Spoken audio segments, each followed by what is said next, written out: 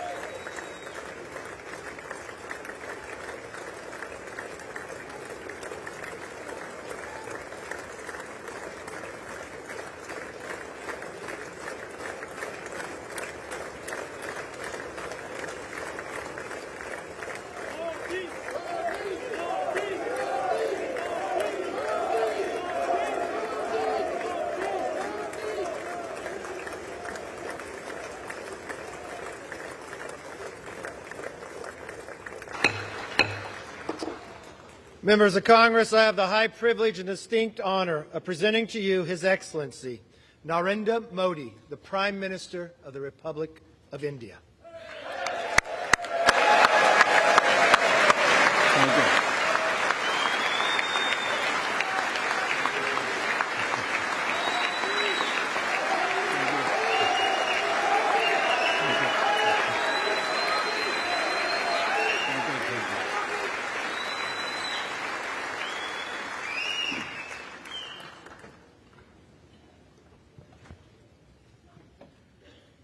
Mr. Speaker, Madam Vice President, distinguished members of the U.S. Congress, ladies and gentlemen, Namaskar.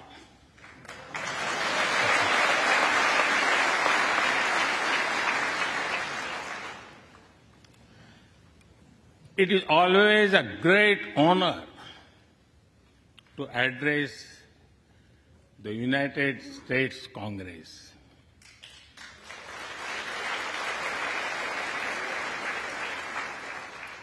It is an exceptional privilege to do so twice.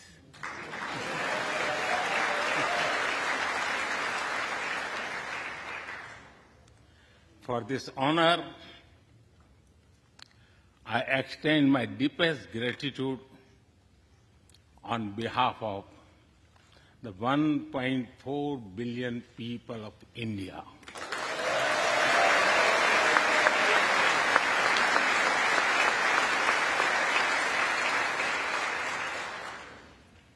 I see that nearly half of you were here in 2016. I feel your warmth as old friends. I can also see the enthusiasm of a new friends in the other half. I remember Senator Harry Reid,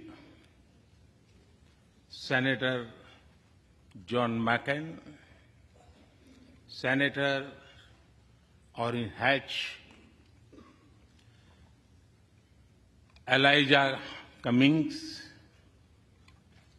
Elsie Hastings, and others who I met here in 2016 and who are sadly no longer with us.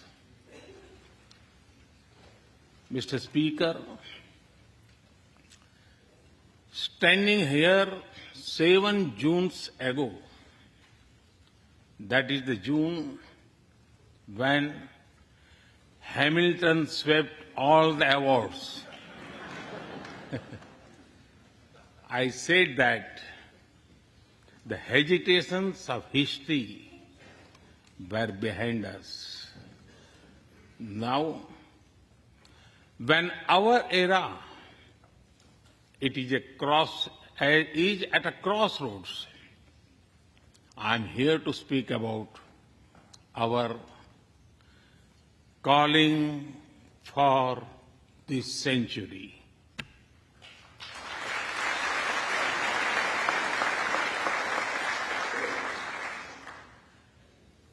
Through the long and widening road that we have traveled, we have made the test of friendship.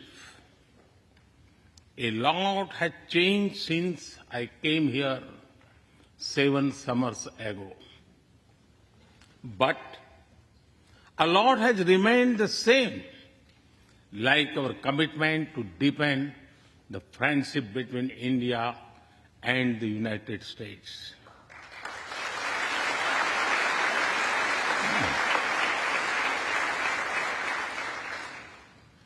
In the past few years, there have been many advances in AI, artificial intelligence. At the same time, there have been even more momentous development in another AI, America and India.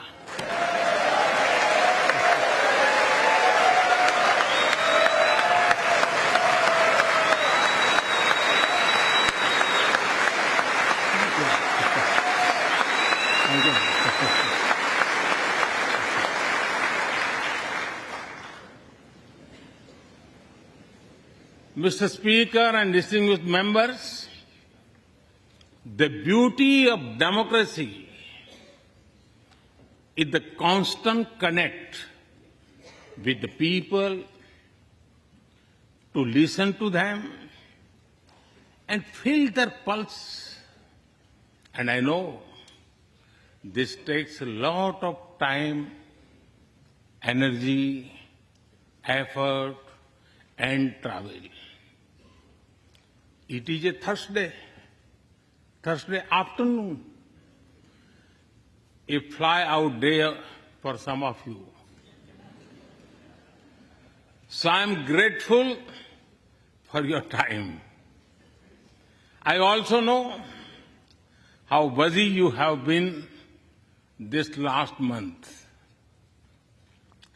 Being a citizen of a vibrant democracy, myself, I can admit one thing, Mr. Speaker, you have a tough job.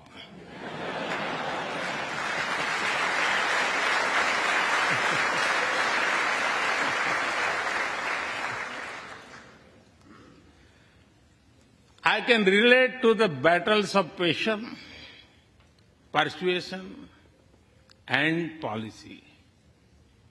I can understand the debate of ideas and ideology.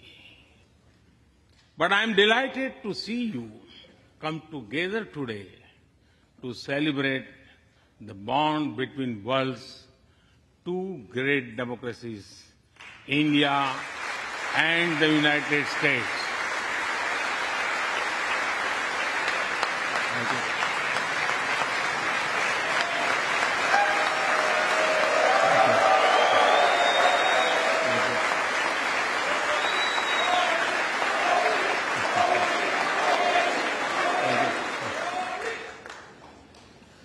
I'm happy to help out. I'm happy to help out whenever you need a strong bipartisan consensus.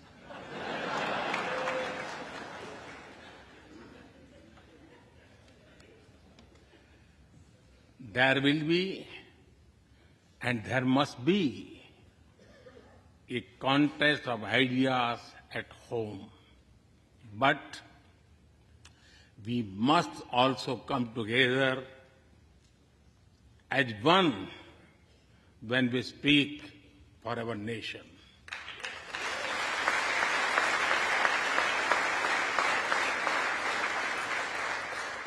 And you have shown that you can do it. Congratulations.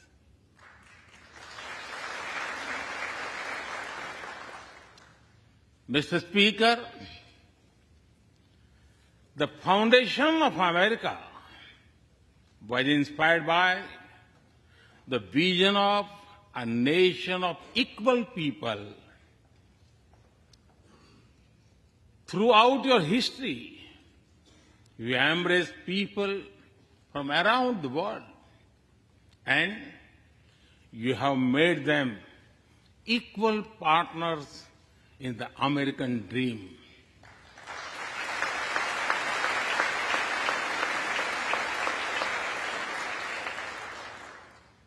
There are millions here who have roots in India.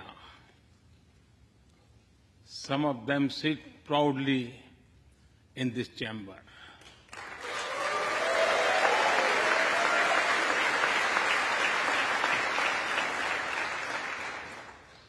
And there is one behind me who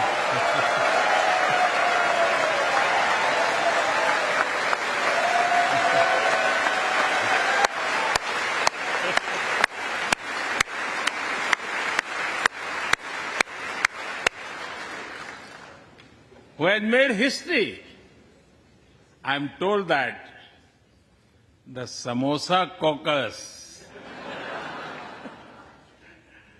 is now the flavor of the house.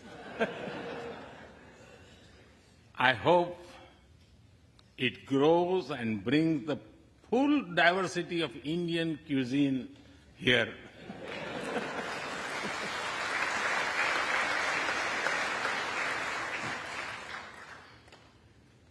Over 2 centuries, we have inspired each other through the lives of great Americans and Indians. We pay tribute to Mahatma Gandhi and Martin Luther King Jr.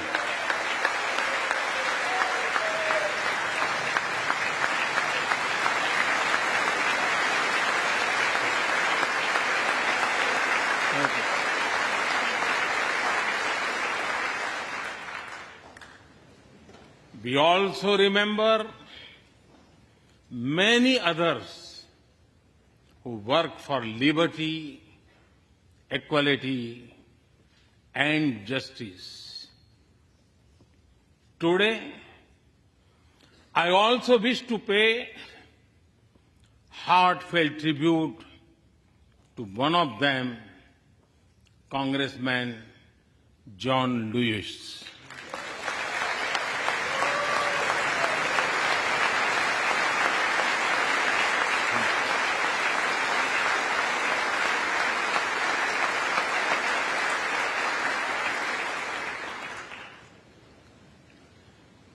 Mr. Speaker, democracy is one of our sacred and shared values. It has evolved over a long time and taken various forms of systems. Throughout history, however, one thing has been clear. Democracy is the spirit that supports equality and dignity.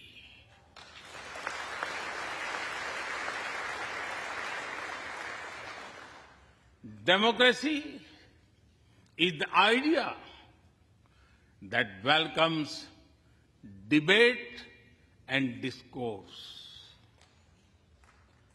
Democracy is the culture that gives wings to thought and expression. India is blessed to have such values from times immemorial. In the evolution of the democratic spirit, India is the mother of democracy.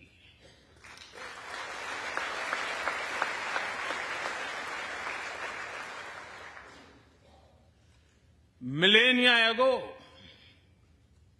our oldest scripture said, Ekam Sat Vipra Bahudha Vadanti. It means the truth is one, but the wise express it in a different ways. Now, the US is the oldest and India the largest democracy. Our partnership augurs well for the future of democracy.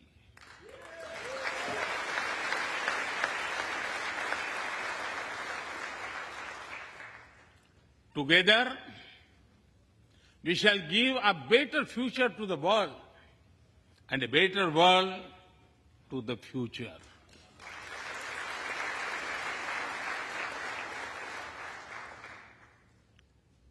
Mr. Speaker, last year, India celebrated 75 years of its independence.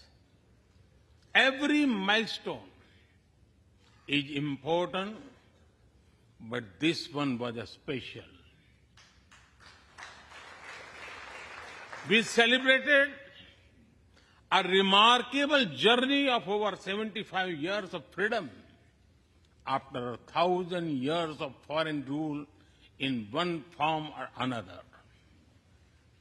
This was not just a celebration of democracy, but also of diversity.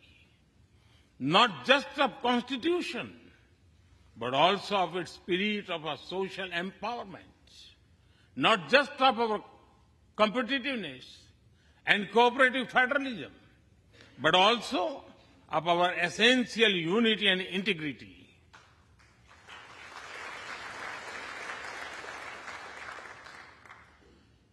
We have over 2,500 political parties.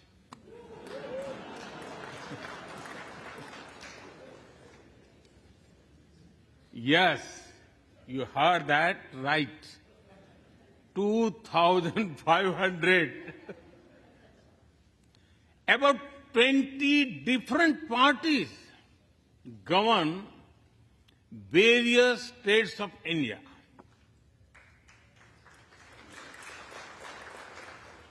We have 22 official languages and thousands of dialects, and yet we speak in one voice.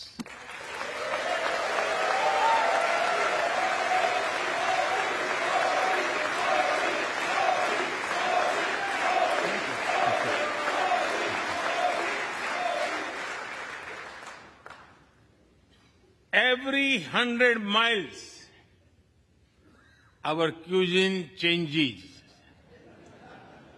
From dosa to aloo paratha, and from Srikhand to Sandesh. We enjoy all of this. We are home to all faiths in the world, and we celebrate all of them.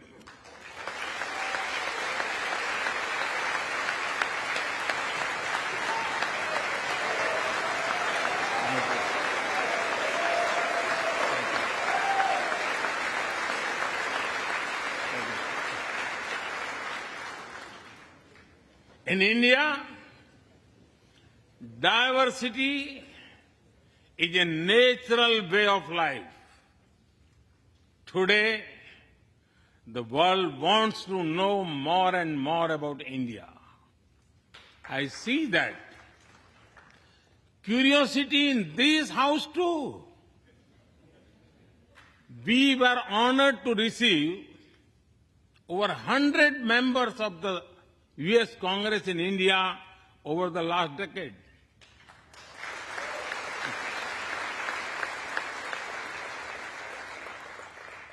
Everyone wants to understand India's development, democracy, and diversity.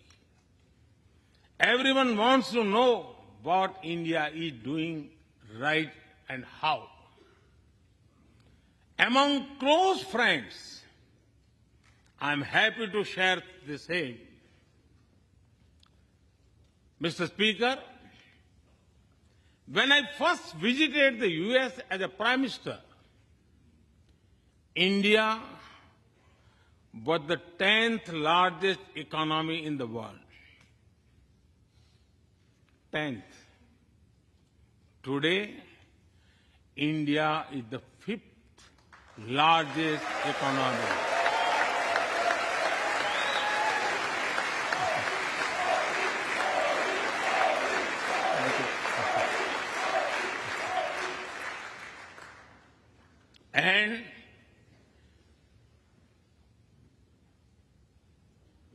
And India will be the 3rd largest economy soon.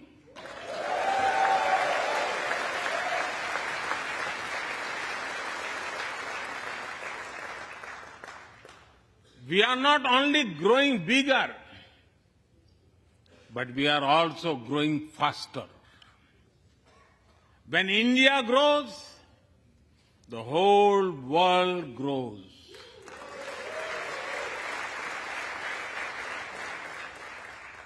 After all, we are 1/6 of the world's population.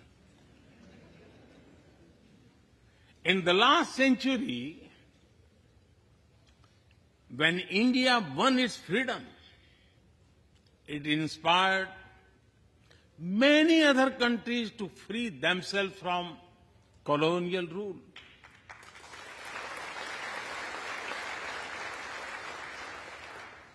In this century, when India sets benchmark in growth, it will inspire many other countries to do the same.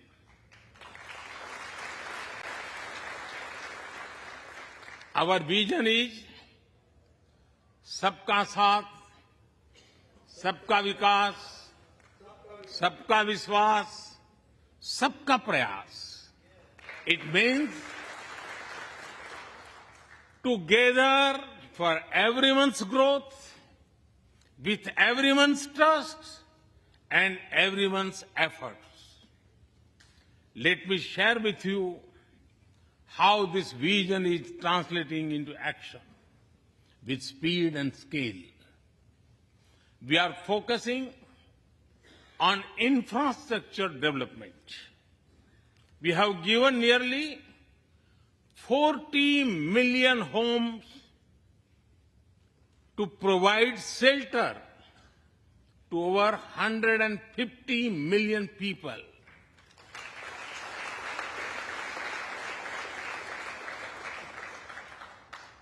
That is nearly 6 times the population of Australia.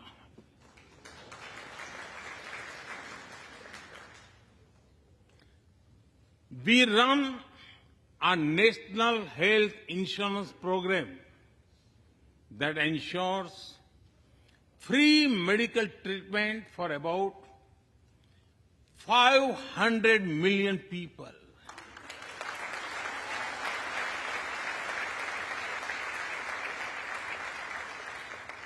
$500 million people, that is greater than the population of South America. We took banking to the unbanked with the world's largest financial inclusion drive. Nearly 500 million people benefited. This is close to the population of North America. We have worked on building Digital India. Today, there are more than 850 million smartphones and internet users in the country.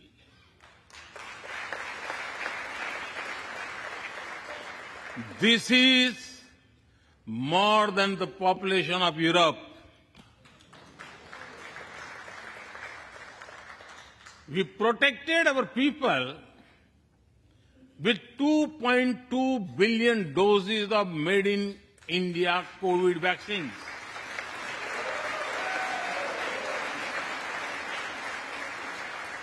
And that too free cost.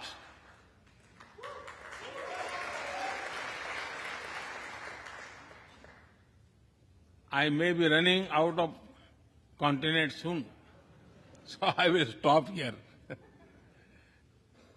Distinguished members, the Vedas are one of the world's oldest scriptures. They are a great treasure of humanity composed thousands of years ago. Back then, women sages composed many verses in these Vedas. And today, in modern India, women are leading us to a better future.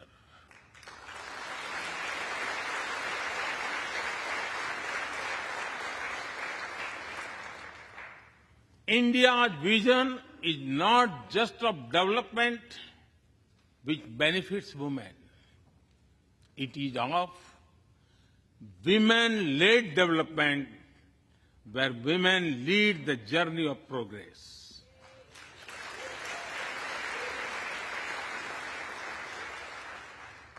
A woman has risen from a humble tribal background to be our head of states.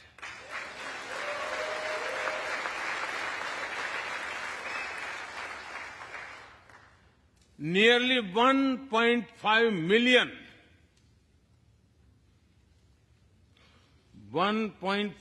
million elected women lead us at various levels. And that is of local governments. Today, women serve our country in the Army, Navy, and Air Force. India also has the highest percentage of women airline pilots in the world.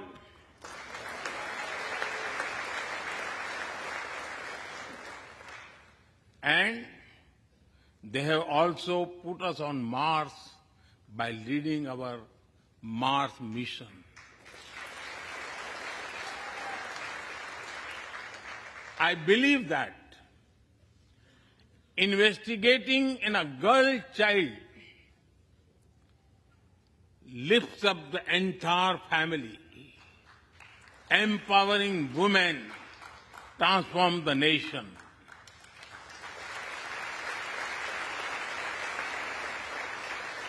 Mr. Speaker, India is an ancient nation with a youthful population. India is known for its traditions, but the younger generation is also making a hub of technology, be it creative reels on Insta or real-time payments. Coding or quantum computing, machine learning or mobile apps, fintech or data science, the youth of India are a great example of how a society can embrace latest technology. In India, technology is not about innovation, but also about inclusion. Today, digital performance are empowering the rights and dignity of people while protecting privacy. In the last 9 years, over 1 billion people got a unique digital biometric identity connected with their bank accounts and mobile phones. This digital public infrastructure helps us reach citizens within seconds with financial assistance. 850 million people receive direct benefit financial transfers into their accounts. 3 times a year, over 100 million farmers receive assistance in their bank accounts at the click of a button. The value of such transfer has crossed $320 billion. And we have saved over $25 billion in the process. If you visit India, you will see everyone is using phones for payments, including street vendors. Last year, out of every 100 real-time digital payments in the world, 46 happened in India.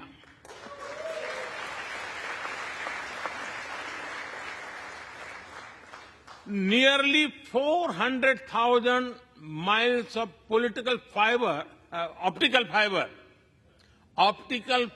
cables, and cheap data have ushered in a revolution of opportunities. Farmers check weather updates. The elderly get social security payments. Students access scholarships. Doctors deliver telemedicine. Fishermen check fishing grounds, and small businesses get loans with just a tap on their phones. Mr. Speaker, a spirit of democracy, inclusion, and sustainability defines us. It also shapes our outlook to the world. India grows while being responsible about our planet. We believe, Mata Bhumihi Putro Aham Prithviya. This means the earth is our mother and we are her children. Indian culture deeply respects the environment and our planet.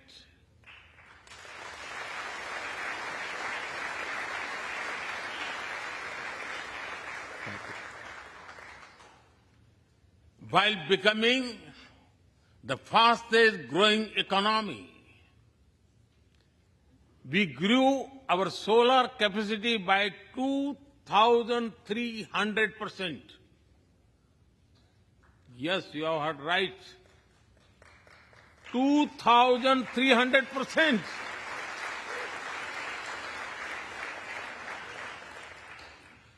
We became the only G20 country to meet its Paris commitment.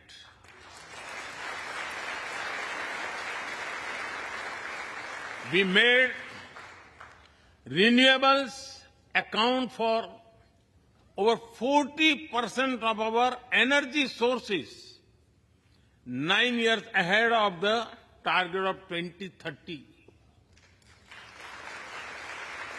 But we did not stop there. At the Glasgow summit, I proposed Mission Life, lifestyle for environment. This is a way to make sustainability a true people's movement. To leave it to be the job of governments alone, by being mindful in making choices, every individual can make a positive impact. Making sustainability a mass movement will help the world reach the net zero target faster. Our vision is pro-planet progress. Our vision is pro-planet prosperity. Our vision is pro-planet people.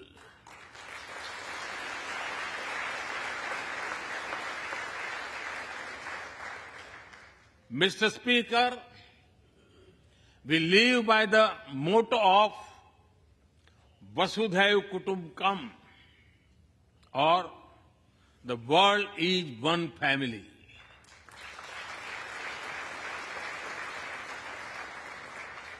Our engagement with the world is for everyone's benefit. The one sun, one world, one grid seek to join us. All is connecting the world with clean energy.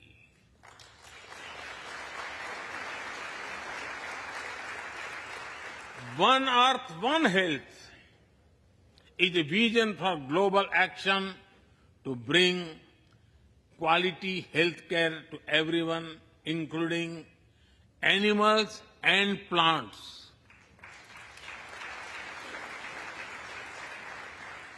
The same spirit is also seen in the theme when we chair the G20, One Earth, One Family, One Future.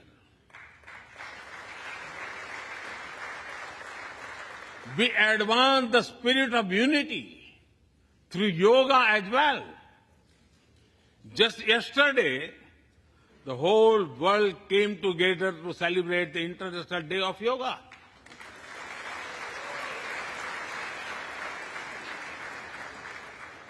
Just last week, all nations joined our proposal at the UN to build a memorial wall to honor the peacekeepers.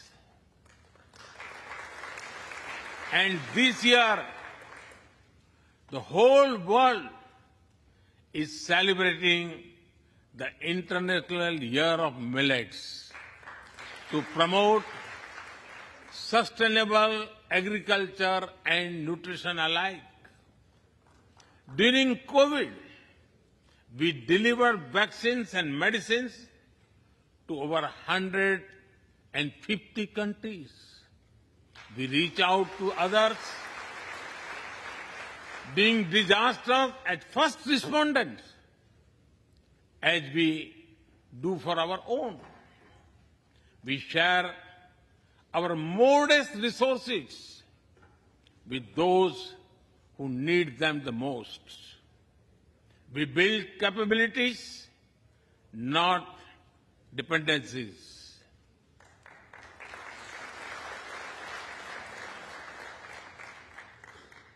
Mr. Speaker, when I speak about India's approach to the world, the United States occupy a special place.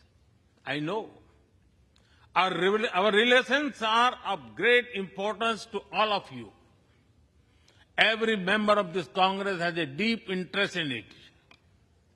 When defense and aerospace in India grow, industries in the state of Washington, Arizona, Georgia, Alabama, South Carolina, and Pennsylvania thrive.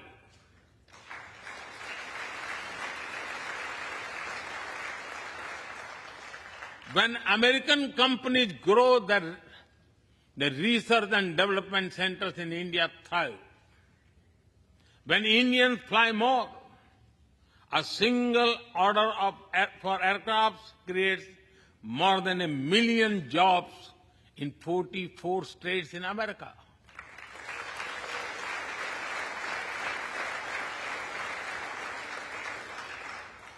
When an American phone makers invest in India, it creates an entire ecosystem of jobs and opportunities in both countries. When India and US work together on semiconductors and critical minerals, it helps the world in making supply chains more diverse, resilient, and reliable.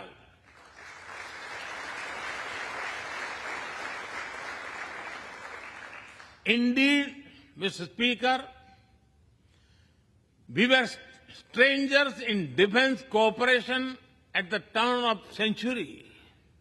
Now, the United States has become one of our most important defense partners.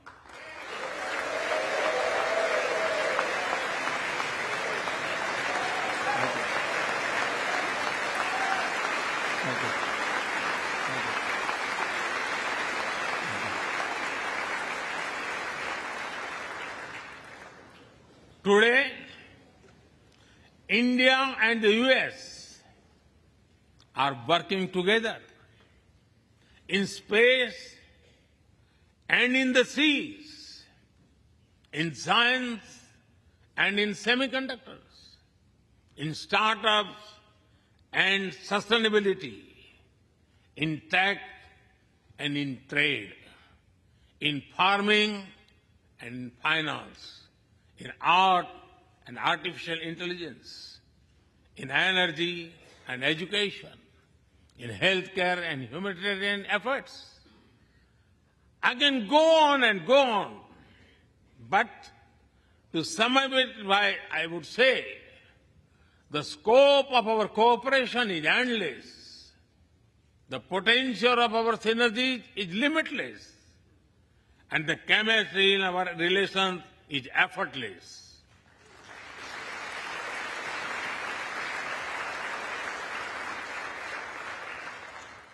In all this, Indian Americans have played a big role.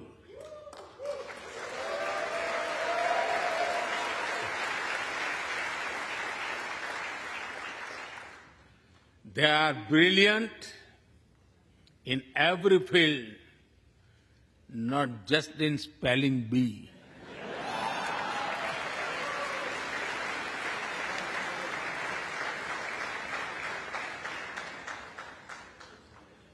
With their hearts and minds, talent and skills, and the love for America and India, they have connected us. They have unlocked doors. They have shown the potential of our partnership. Mr. Speaker, distinguished members, every Indian Prime Minister and American President of the past has taken our relationship further. But our generation has to honor of taking it to greater heights.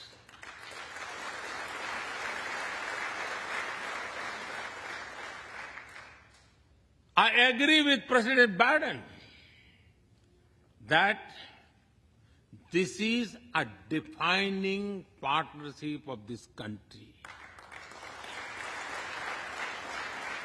because it serves a larger purpose: democracy, demography, and destiny give us the purpose.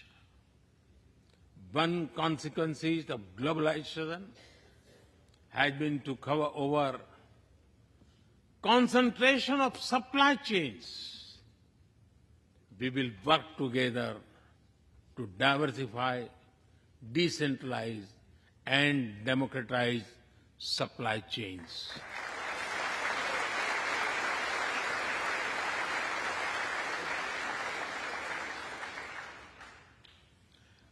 Technology will determine the security, prosperity, and leadership in the 21st century. That is why our two countries established a new initiative for critical and emerging technologies. Our knowledge partnership will serve humanity and seek solutions to the global challenges of climate change, hunger, and health. Mr. Speaker and distinguished members, the last few years have seen deeply disruptive developments. With the Ukraine conflict, war has returned to Europe. It is causing great pain in the region. Since it involves major powers, the outcomes are severe. Countries of the global south have been particularly affected. The global order is based on the respect for the principle of the UN Charter, peaceful resolution of disputes, and respect for sovereignty and territorial integrity.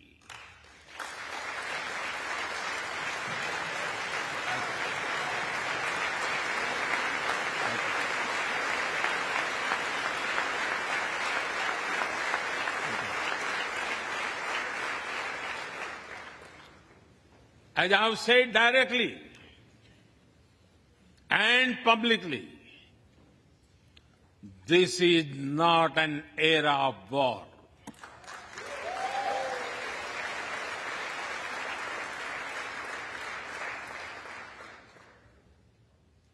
But it is one of dialogue and diplomacy. And we all must do what we can to stop the bloodshed and human suffering.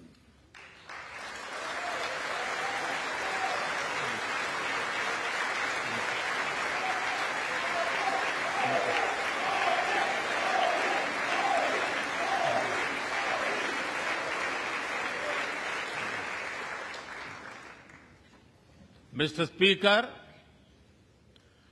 the dark clouds of coercion and confrontation are casting their shadow in the Indo-Pacific. The stability of the region has become one of the central concerns of our partnership. We share a vision of a free, open, and inclusive Indo-Pacific.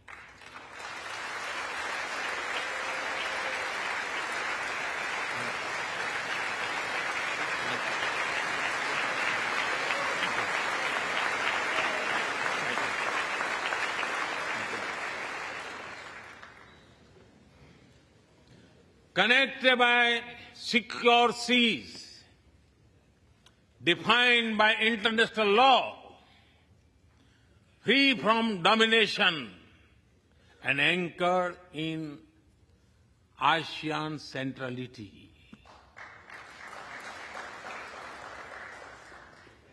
A region where all nations, small and large, are free and fearless in their choices, where progress is not suffocated by an impossible burdens of debt.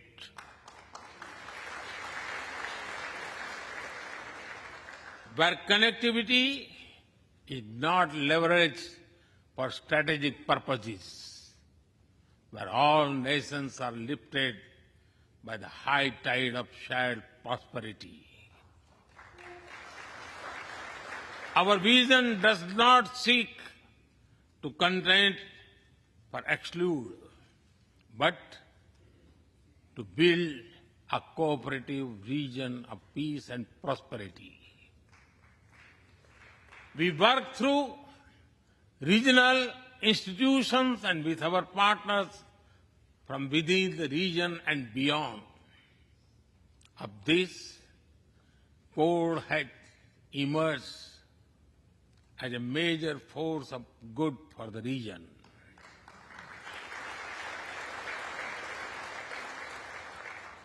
Mr. Speaker, more than 2 decades after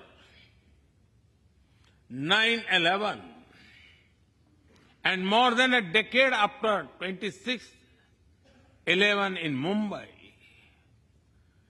radicalism and terrorism still remain a pressing danger for the whole world. These ideologies keep taking new identity and forms, but their intentions are the same. Terrorism is an enemy of humanity, and there can be no ifs and buts in dealing with it.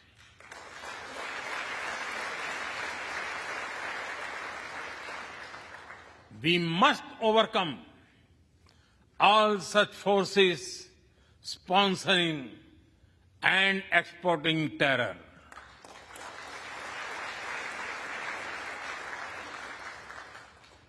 Mr. Speaker,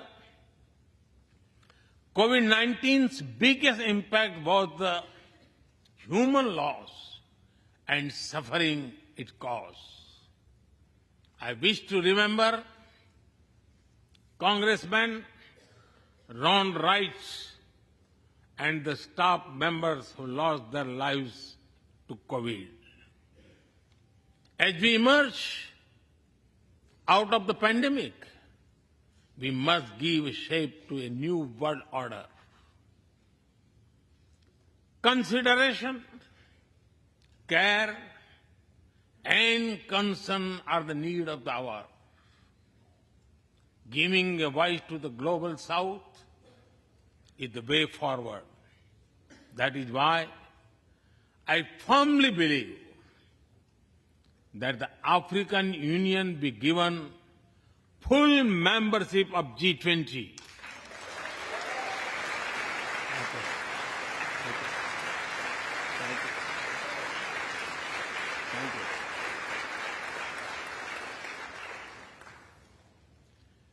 We must revive multilateralism and reform multilateral institutions. With better resources and representation that applies to all our global institutions of governance, especially the United Nations. When the world has changed, our institutions too must change, or risk getting replaced by a world of rivalries without rules. In working for a new world order based on international law, our two countries will be at the forefront as partners.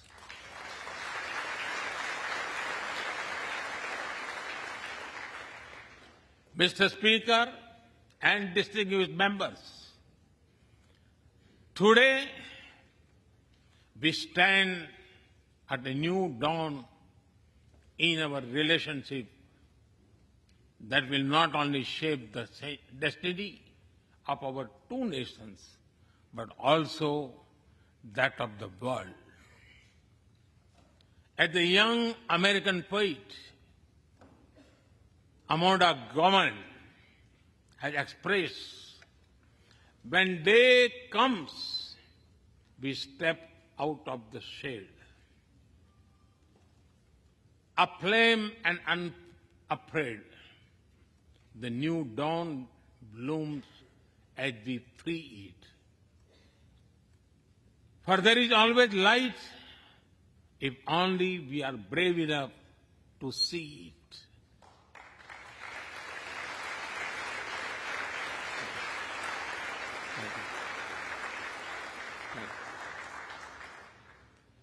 Our trusted partnership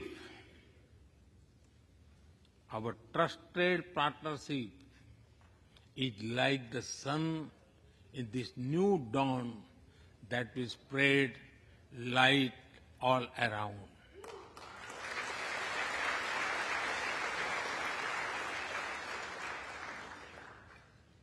I am reminded of a poem that I once wrote. आसमान में सिर उठाकर, आसमान में सिर उठाकर, घने बादलों को चीरकर, रोशनी का संकल्प ले, अभी तो सूरज उगा है।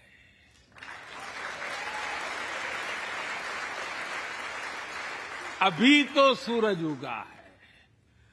दृढ़ निश्चय के साथ चलकर, दृढ़ निश्चय के साथ चलकर, हर मुश्किल को पार कर, घोर अंधेरे को मिटाते, घोर अंधेरे को मिटाने अभी तो सूरज उगा है।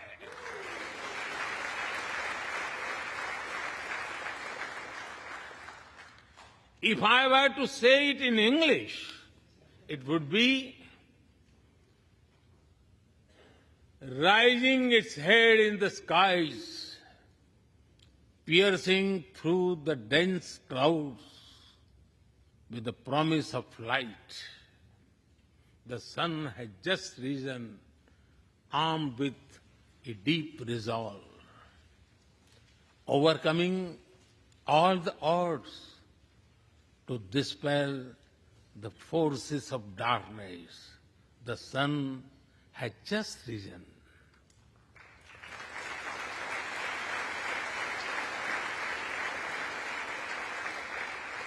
Mr. Speaker and distinguished members, we come from different circumstances and history, but we are united by a common vision and by a common destiny. When our partnership progresses, economic resilience increases, innovation grows, science flourishes, knowledge advances, humanity benefits, our seas and skies are safer, democracy will shine brighter, and the world will be a better place. That is the mission of our partnership. That is our calling for this century. Mr. Speaker and distinguished members, even by the high standards of our partnership, this visit is one of the great positive transformation. Together, we shall demonstrate that democracies matter and democracies deliver.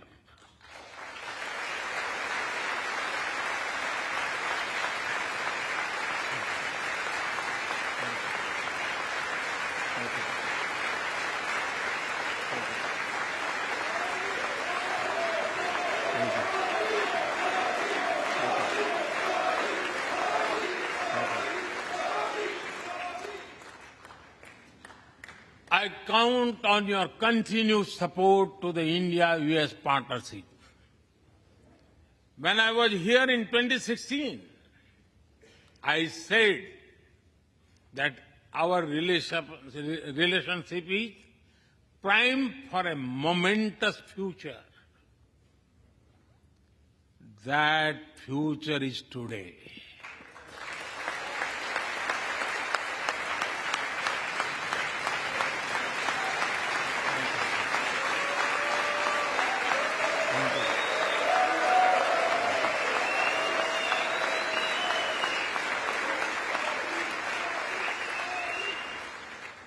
Thank you once again, Mr. Speaker, Madam Vice President, and the distinguished members of this honor. God bless America. Jai Hind.